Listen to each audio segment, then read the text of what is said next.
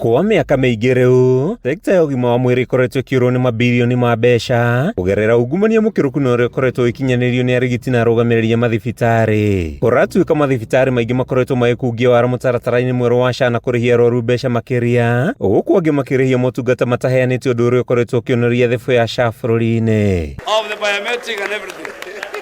And you can tell those who are scared.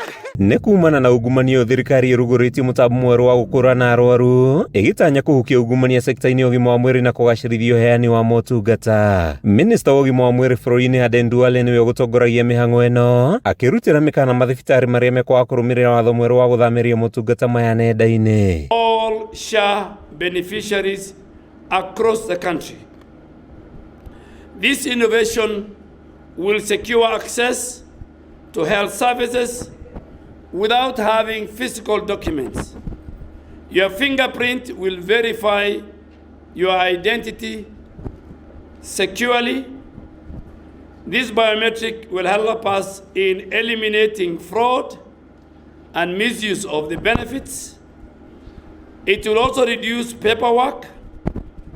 It shortens queues of our patients, and it ensures more time is spent on patient care. Mũtambo ũyũ wĩrĩkanĩte nĩ ũkũongerera ihinda rĩa mũrwaru na ndagĩtarĩ na kũnyihia raini ndaya mathibitarĩ maratathi ma arwaru magĩthũrimwo. Gũkinyĩria rĩu mũtambo wa SHA ũrĩhĩte mathibitarĩ ciringi bilioni 47.5, mathibitarĩ ma gĩkĩro kĩa level 2 na level 3 makĩamũkĩra bilioni 6.9. Rĩrĩ namba ya Kenya arĩa meyandĩkithĩtie mũtambo-inĩ wa SHA ikĩrũka andũ milioni 25. Facilities involved in double billing will be suspended. We are eliminating paper records across all public hospitals. So far, 24 counties are actively transitioning to hospital management information system.